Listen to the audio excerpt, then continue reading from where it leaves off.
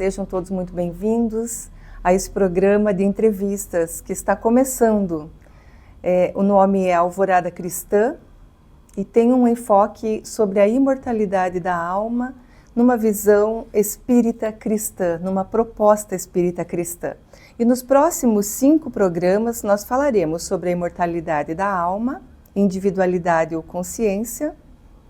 Hoje, em nosso primeiro programa, abordaremos sobre as pesquisas científicas do século XIX relacionadas à sobrevivência da alma.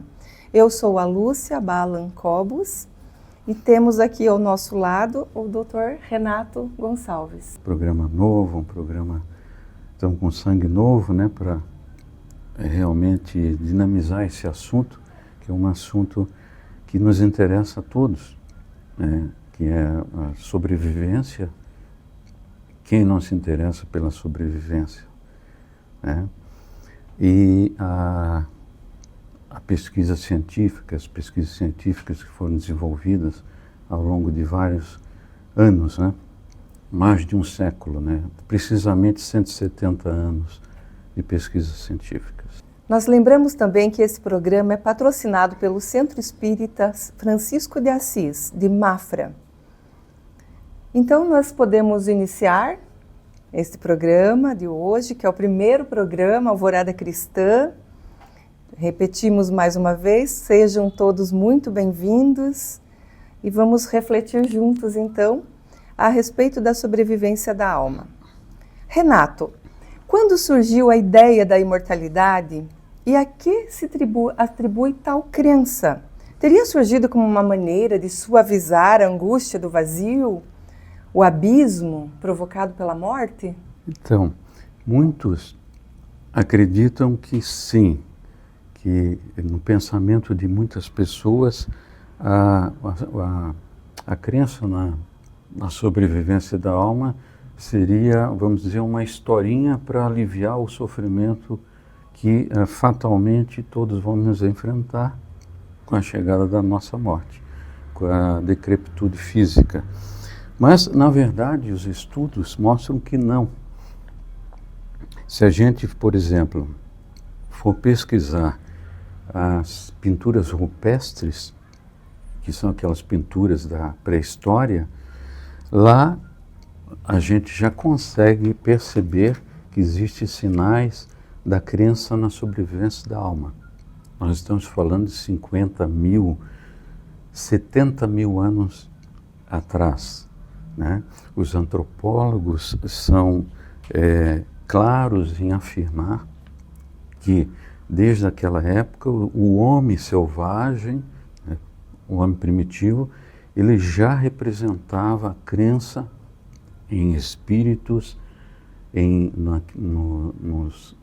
nos deuses. Na época era politeísmo, né, que eles tinham as ideias do politeísmo. E isso marcou, né, um primeiro momento, né, da crença na imortalidade, dizendo que isso não foi algo ensinado, isso na verdade é algo que existe dentro da gente. Desde os primeiros seres humanos sempre houve essa crença, né? E isso fala a favor da realidade, porque quem colocou essas coisas, esse instinto dentro do ser humano? Foi uma força de mutação genética? Mas que capricho, né? Ter acontecido isso desta forma. Então, na verdade, se a gente deixar preconceito de lado, deixar opiniões assim já previamente trabalhadas e analisarmos friamente esses dados, nós vamos encontrar vários indícios de que esse instinto, na verdade, fala já a favor da sobrevivência.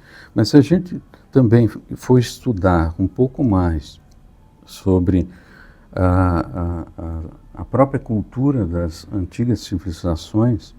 Por exemplo, vamos falar da Mesopotâmia, né?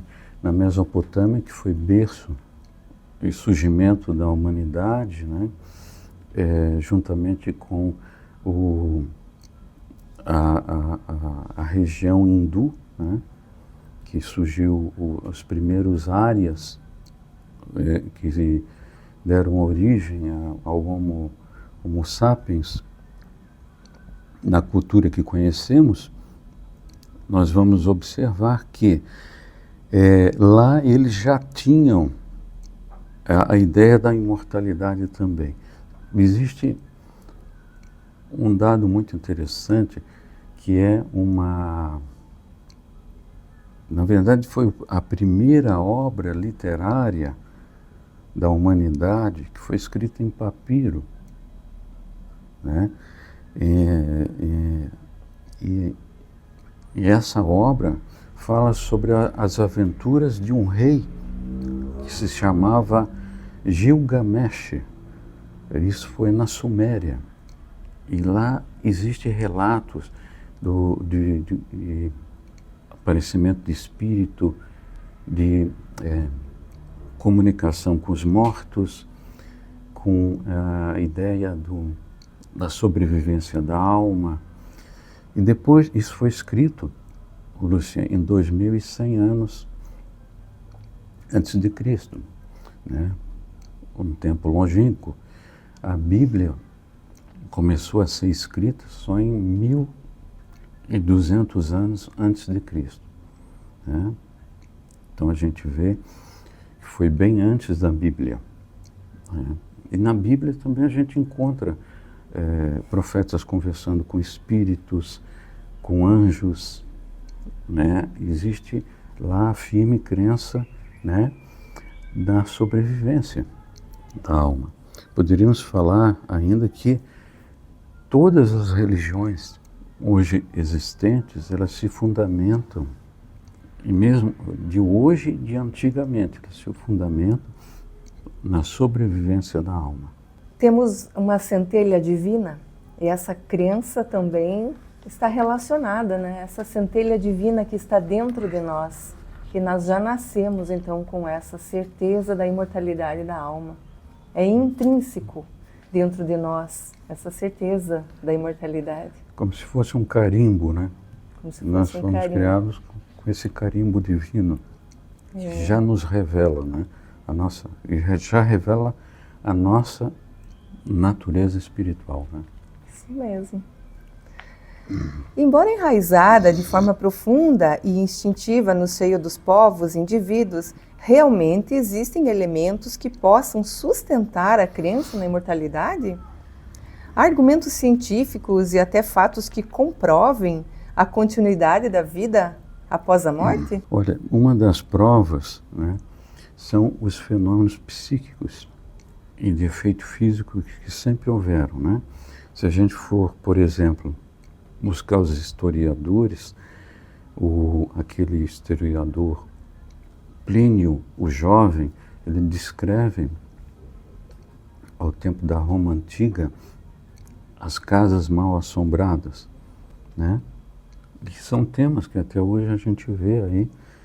E é a conversa do dia a dia, né? Que se fala, né? Então toda a cidade tem histórias de casas mal assombradas. E naquele tempo já existiam também, né? Então, também outros fenômenos psíquicos, por exemplo, da mediunidade, na antiga Grécia, a gente lê, né, e sabe que existiam indivíduos com o espírito de Piton, né, que eram as pitonisas, e elas, inclusive, eram consultadas por grandes personalidades da época, generais e reis, porque sabiam que elas tinham o dom de profetizar. Quer dizer, elas conseguiam ver o futuro, né? Conseguiam penetrar o futuro. Então, todos esses fenômenos, eles já falam a favor da sobrevivência da alma, né? Depois eu vou relatar os estudiosos do século XIX que começaram a estudar com métodos científicos todos esses fenômenos.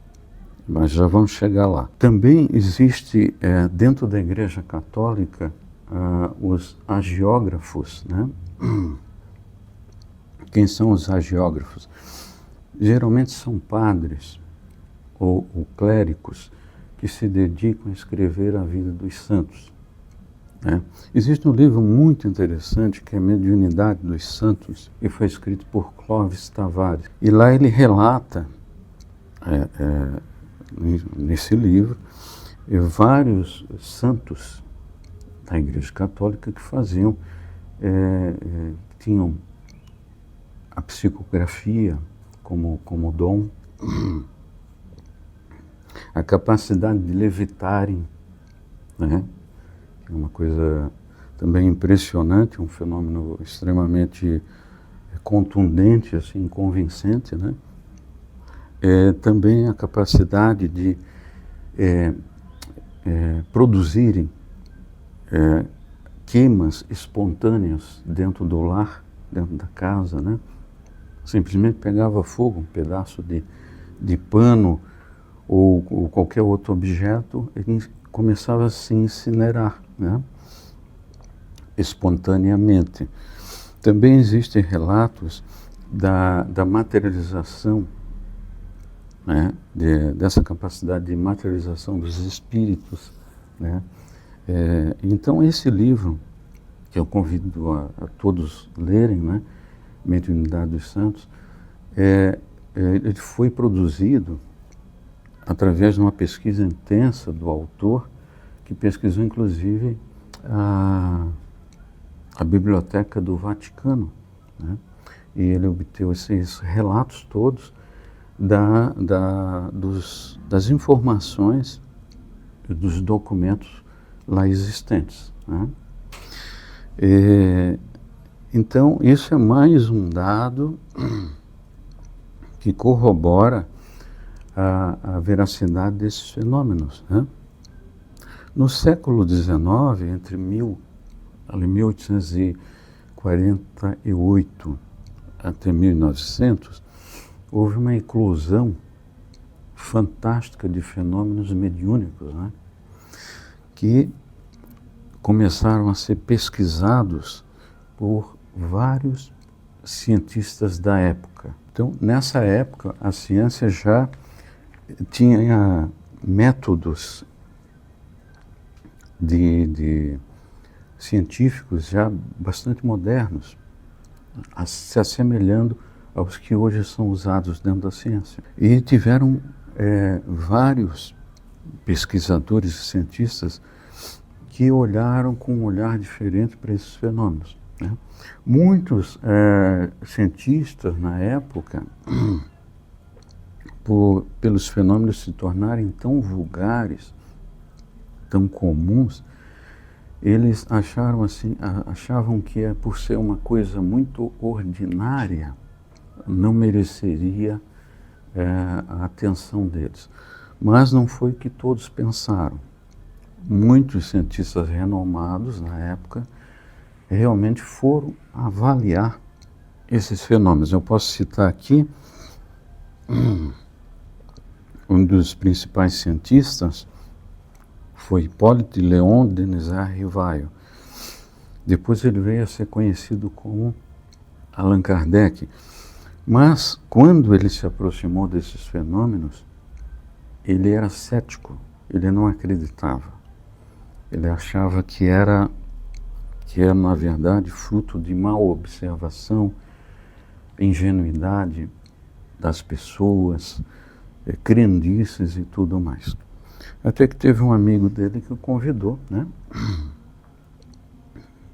para ver os fenômenos na casa de uma senhora chamada Plena Maison. E depois de muita insistência, ele aqueceu, ele aceitou. E lá ele constatou realmente vários efeitos físicos, mesas se suspendendo no ar, né? Sem apoio de cordas ou qualquer ajuda humana, enfim. Tudo isso aí chamou muita atenção dele. Ele começou então a pesquisar e viu a realidade desses fenômenos. E trouxe à baila um livro muito importante, que é o Livro dos Médiuns, que foi publicado em 1861. Né? Esse livro extraordinário conta os detalhes de como são produzidos os fenômenos, né? Da participação do médium, da questão da necessidade de um ambiente favorável, né? De ter pessoas que não tenham forte oposição, porque isso faz com que as pessoas emitam energias contrárias e acabam inibindo a produção do fenômeno, né? Isso é um ponto muito importante, porque é uma singularidade desse tipo de fenômeno. Muitos cientistas até hoje falam que esse tipo de fenômeno não é reproduzido, ele não tem replicação. Mas ele não tem replicação certa justamente por esses aspectos singulares dos fenômenos. Quer dizer, eles não se produzem em qualquer ambiente, eles não se produzem com qualquer pessoa num círculo, num grupo que está. Então, por isso que eles não são produzidos que nem um gás que você manipula em laboratório e você pode fazer em qualquer parte do mundo, porque combina-se um gás com o outro, resulta X gás. O fenômeno psíquico não é assim, é diferente, entende? Mas, ainda falando dos grandes cientistas, podemos citar William Crookes, né? William Crookes descobriu o tálio, né? Ele também descobriu na física a radiação da matéria. Ele foi um cientista dos mais brilhantes do século XIX, né? Ele é ícone até hoje na física, né? E ele foi um dos que mais estudou esses fenômenos. Ele estudou um fenômeno de natureza, de efeitos físicos, de materialização, em que se materializava através da médium Florence Cookes, um espírito chamado Kate King. E ele mediu a pulsação do espírito, o peso do espírito, afastou todas as possibilidades de fraude, né? Aventou todas as hipóteses para estabelecer a veracidade do fenômeno, enfim, fez um trabalho fantástico. E ele editou um livro, em 1878, que é sobre pesquisas nos fenômenos do espiritismo, né? Esse livro, ele tem a tradução no português pela FEB, Fatos Espíritas, de William Crookes, né? É um livro que merece ser estudado. Um outro cientista que realmente estudou mais de 40 anos os fenômenos foi Friedrich Meyer, que também foi um cientista de renome na época, e ele estudou vários médiuns, né? Grandes médiuns da época, Daniel Douglas Holmes, a senhora Leonora Piper, Henry Slade, né? A própria Florence Cookes também foi estudada pelo Frederico Meyer, e ele chegou à conclusão que os fenômenos eram reais, que realmente existia evidências da sobrevivência da alma. Poderíamos ainda falar sobre William James, que foi o criador da psicologia moderna, né, americano. Ele publicou em 1898 o livro Human Immortality, que é imortalidade humana, que ele trata também dessa questão da sobrevivência da alma. ele também, eu estou falando de pessoas que não eram ingênuas, que não eram pessoas leigas, eu estou falando de cientistas, de pessoas céticas, pessoas que foram para desmascarar os fenômenos e acabaram encontrando ali naqueles fenômenos uma realidade que transformou a visão deles, o paradigma que eles tinham da visão materialista sobre esse assunto, né? Também Camille Flammarion, né, que escreveu várias obras, então são muitos, e vários prêmios Nobel. Eu estive pesquisando que vários cientistas prêmio Nobel se interessaram sobre esses fenômenos. Então, era gente de peso, grandes cabeças, podemos dizer assim. E poderíamos destacar Hippolyte Léon, que ele era um estudioso do magnetismo. E a princípio, quando ele viu aquelas mesas, ele ainda ficou um pouco em dúvida. E aí, quando ele viu que tinham respostas no movimento das mesas, aí ele concluiu que tinha uma inteligência por trás daquele movimento. O próprio Hippolyte, que depois adotou o pseudônimo de Allan Kardec, porque era um educador, não quis misturar, né? Era muito conhecido na França? Era muito conhecido.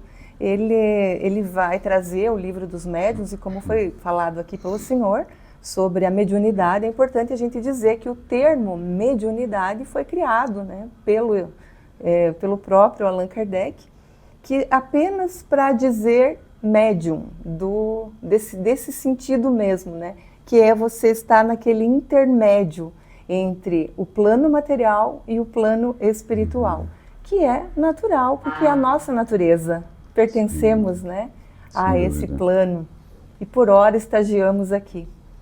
Então, nós ficamos por aqui, convidamos a todos os internautas a nos acompanharem, a continuarem conosco. Continuaremos falando sobre as pesquisas relacionadas à imortalidade da alma, mas já no século XX. Muito obrigada, Renato. Obrigado, foi um prazer. Igualmente, estaremos em breve com o próximo programa.